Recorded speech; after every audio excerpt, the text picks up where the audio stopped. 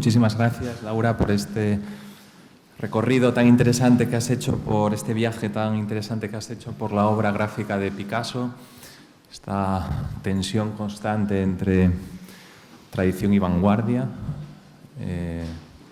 pero asumiendo que la tradición que él relee fue de vanguardia en su día, ¿no? Todos estos artistas, Ingres o Ingres, Delacroix, el Greco, que también anda por ahí funcionando, Goya, por supuesto, que nos hablan de una historia del arte por la que se paseaba Picasso como por el salón de su casa, pero con una capacidad enorme para trascender esa historia del arte, para metabolizar todo lo que, a lo que te referías, todo lo que él era capaz de asumir y de visualizar, metabolizarlo, pero con esa trascendencia posterior, ¿no? Bueno, estamos a tiempo todavía de alguna pregunta, comentario, reflexión en torno a estas cuestiones que ha planteado Laura a partir de este recorrido por 58 años de obra gráfica, del 14 al 72.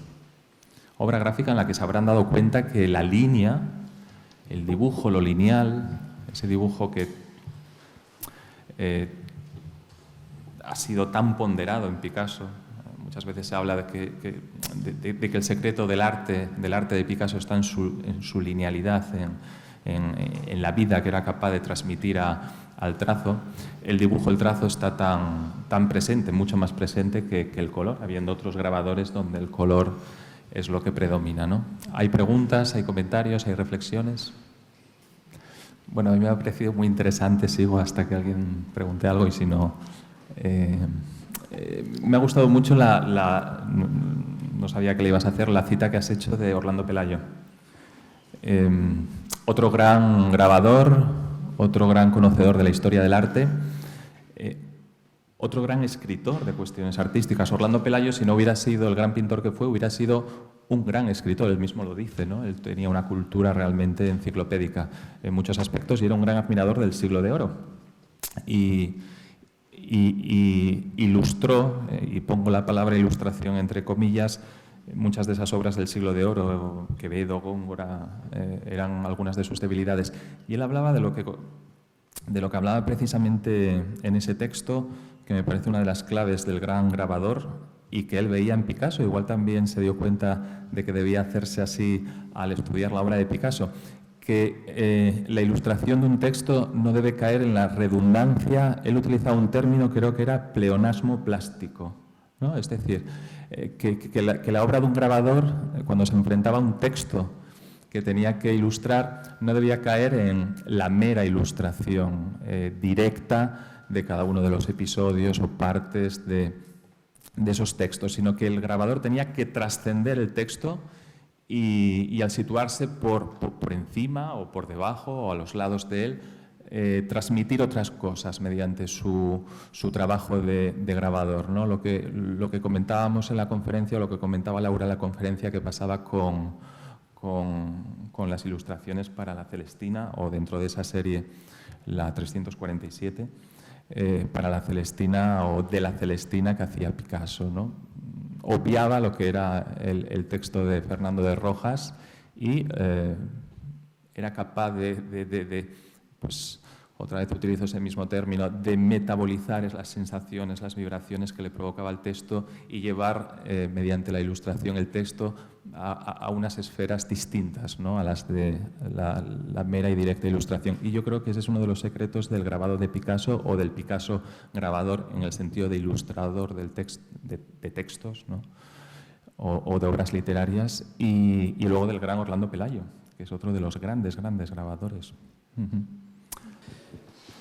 Yo pensaba que a la hora de hacer referencia a la Paloma de la Paz, que a lo mejor ibas a incluir la famosa Paloma de la Paz por aquello que está muy unido precisamente a Asturias, que Picasso donó para el famoso libro Asturias, que en el año 66, me parece, se hizo en la clandestinidad y precisamente era una de sus donaciones. En aquel concurso de varios intelectuales en el exilio, entre los que estaba el Picasso, que encabezaba precisamente el libro, y Rafael Alberti, que incluía un poema que hacía referencia también a lo mismo. Sí, bueno, sí, está muy bien la apreciación porque además tenemos un ejemplar de esa estampa en el museo, precisamente, es del año 63. 66, sí, bueno, no la incluí simplemente por no alargarme. Además, esa paloma luego también aparece en esa portada junto a esa mano que sostiene la lámpara en relación a los mineros y que además es la misma mano, prácticamente la misma que la de Guernica. Pero bueno, sí, es simplemente por no extenderme, pero sí está. Además es muy cercana en el tiempo a las palomas que... De eso hablaremos en la próxima conferencia. Picasso y Asturias. Sí. Sí, Ramiro. Gracias. Sí. Querido director, solo dos cosas. Sí. Solo dos. No. Primera, he visto la exposición. Yo soy casi un aprendiz, ¿no?, de las artes, ¿no? Pero quiero felicitaros de corazón, especialmente a ti, que llevas tal. No, pero déjame, dije dos cosas, tranquilo. Primero te lo digo a ti por conducto reglamentario, ¿no? Gracias. De que me ha encantado, he visto el trabajo que habéis hecho para lograr lo que he tenido la suerte de ver allí. Bien, y en segundo lugar, brevemente, tengo que felicitar a Laura Báñez. Eres una catedrática donde lo vives, creo que era Pericles quien ha dicho que quien tiene ideas y no sabe expresarlas es como si no las tuviera. Y tú lo expresas muy bien y pones todo el cariño en esto. Yo repito, modestísimamente, quiero felicitar al director y muy especialmente a ti. Muchas gracias. Muchas gracias, Ramiro. Muchas gracias, Ramiro.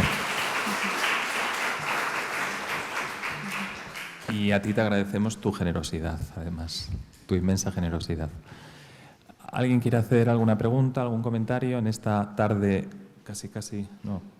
de verano ya? Y si no hay preguntas o comentarios, muchísimas gracias, Laura, por la excelente conferencia que nos has impartido, también por la exposición que hemos conseguido articular. Estará hasta el 29 de octubre. El 6 de julio se inaugurará una exposición a la que ha hecho alusión Laura, que tiene a Picasso como protagonista, en este caso al Picasso fotografiado. Picasso, como sabrán, es uno de los artistas más fotografiados de la historia del arte. Había un componente narcisista en Picasso que exploraremos y que comentaremos en el contexto de esa conferencia. Bueno, son decenas los fotógrafos que siguieron a Picasso, más allá de esas referencias de Brassai, de Cartier-Bresson, de Douglas Duncan Cooper, decenas. Y dedicaremos precisamente una exposición a la serie a la serie de 73 fotografías que Antonio Cores en el año 1966 hizo de Picasso en diferentes localidades de Francia, Mougins, Antibes, Vallauris y Cannes, ¿no?, en esas cuatro. Eso será el 6 de julio, exposición que inauguraremos a las 7 de la tarde. Y con motivo de esa exposición, y con esto cierro ya, la próxima conferencia que impartiremos aquí será el 13 de julio a las 7 horas en esta aula magna, en donde revisaremos esas cuestiones, la relación entre Picasso y Asturias, que hay una relación bastante interesante a diferentes niveles entre el maestro malagueño y nuestra tierra. La impartiré yo, en este caso, porque voy a comisariar también esa exposición de Picasso y Antonio Cores, con la ayuda de todo el equipo del Museo de Bellas Artes, por supuesto, que también trabaja tan bien, tan excelentemente trabaja. Y aquí les emplazo a esa conferencia o a la inauguración el día 6 de la exposición. Y mientras, el museo seguirá haciendo cosas que tendrán perfecta y puntualmente anunciadas en nuestra página web. Muchas gracias.